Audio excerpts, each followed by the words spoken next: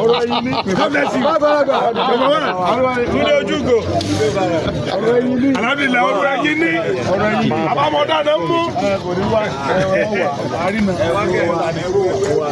àti ojúgo ọ̀rọ̀ yìí ní tẹ́ ó ṣe ló ti ẹ̀kọ́ ọ̀dà sọ́ọ̀ bí mo ti ní ọ̀dà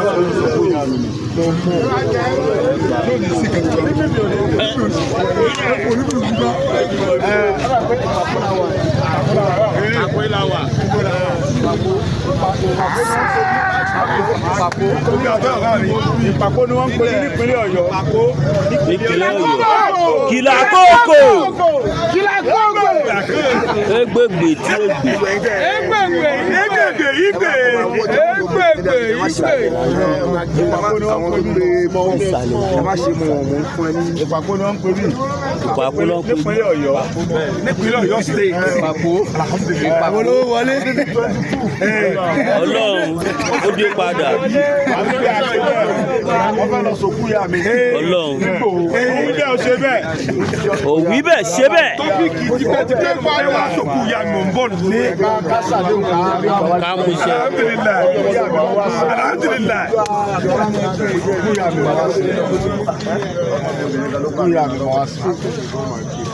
Alhamdulillah. Pé Buhari ló ba ayé jẹ́. Ọ̀dẹ̀ ní kò ní san fún Buhari láyé. Àmì Ọlọ́run. Àwíṣẹ́ àfọ̀gbò. Buhari Muritala Muhammadu Buhari. Òun ló ba ayé jẹ́. Ọlọ́run bá nǹkan tiẹ̀ náà jẹ́. Àmì bẹ́ẹ̀ni. Kábíyèsí ń bọ̀ ń bẹ̀. Ọdún mẹ́jọ Buhari òfò àtàdánù ló jẹ́ fúnlẹ̀ Yorùbá. Wọ́n ti wá di ẹni àná. Àwọn kan tí ò wá lẹ́kọ̀ọ́ wọn ni ká mọ bá àwọn bàbá wa fún Buhari. Buhari tó ba ayé jẹ́ ẹ̀bú. Buhari tó ba ayé jẹ́ ẹ̀bú. Ẹ wá ní kébì mọ bú àwọn tí. Ọlọ́run ní jẹ́. Buhari tó ba ayé jẹ́ Buhari tó lu ọdún mẹ́jọ tó ba ayé jẹ́ tí mo dẹ̀ ń ké fún gbogbo yín pé ẹ dìde o Buhari ti ba ayé jẹ́ o ẹnìkan kan sọ̀rọ̀ ńgbà yẹn náà wọ́n sọ̀rọ̀. Lákàá ìwọ ni ò pé. Wọ́n ní Buhari ìyọ̀bà ayé jẹ́ yẹn ni. Buhari lọ fún gbogbo ilẹ̀ Nàìjíríà àti ilẹ̀ Yorùbá àti Ìgbò ó fi yáwó. Èmi ń ké ẹ̀rẹ̀ dákẹ́. Mo lọ ní bí Buhari yìí. Ó ti mú tọrọ báyìí, ó ti gbà. Ẹ wá dé nísì. Ẹ wá dé tèmi ni mo yàn bú. Lẹ́sọ̀lẹ̀ hákìmù. Ẹ nílà káyì. Ẹ ní. Ẹ tó bá ní ń bú ò nílà káyì. Buhari lu ọdún mẹ́jọ. Èmi nìkan ni mo jáde lẹ́yìn Yorùbá fún protest. Ọkùnrin burúkú Buhari yẹn ni bí ni. Kò yí sí Yorùbá kankan tó sọ̀rọ̀. Kò sí ẹni kankan tó sọ̀rọ̀ mi kankan. Kò sáà tó ṣe protest. Ọ̀rọ̀ lè fura wọn kankan fọ̀rọ̀ dáadáa. Ẹnìkan kò sí níbo. Irọ́ mo sọ̀rọ̀ báyìí nífẹ̀ẹ́. Ẹnìkan kò sí protest. Buhari lu ọdún mẹ́jọ òfò àtàdánù ló jẹ́ fúnlẹ̀ Yorùbá. Fúnlẹ̀ gbogbo Yorùbá pátápátá káàbàtà ó dé padà. Ẹkùn ọkọ̀ Fúlàní wọn ò dá mọ̀ ọ̀gá tiwa.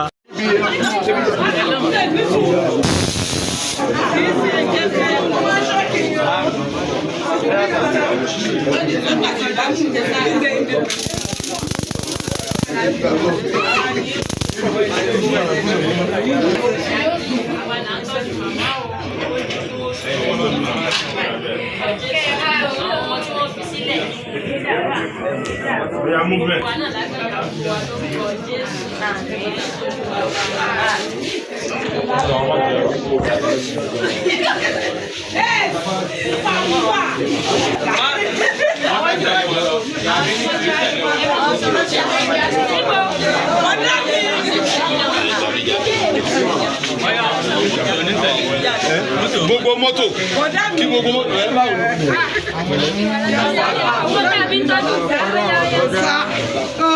Yorùbá nọ́mbà wa ṣá àwọn lẹ́wọ̀ yẹn ìwé kí media will be represented. This is our father.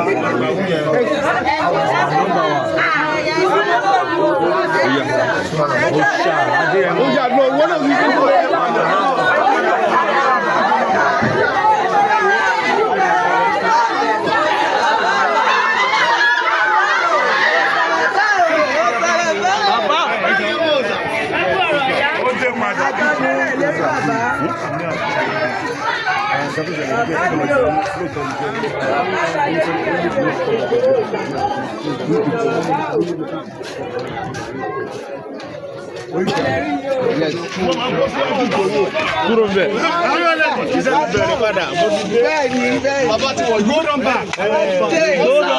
Confirm.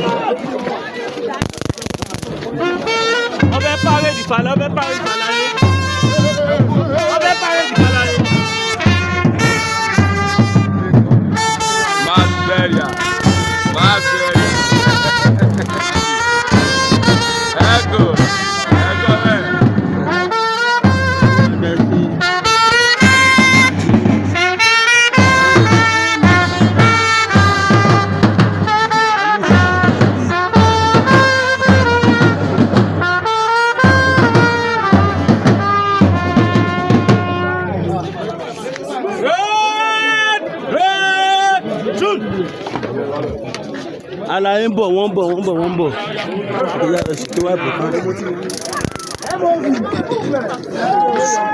Ẹ jẹ́ kó mọ̀ pé fẹ́ pàrédì fún wọn. Call attention wọn.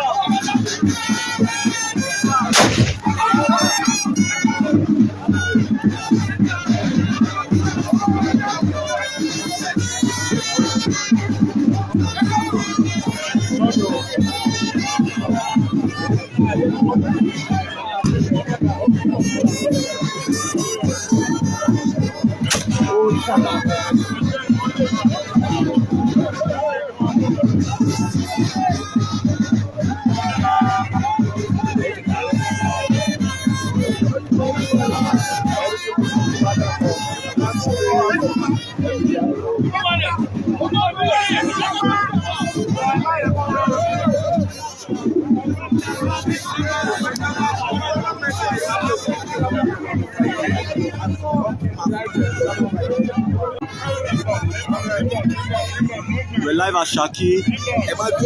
Yes, sir. With our father, the #1 of Yoruba Nation.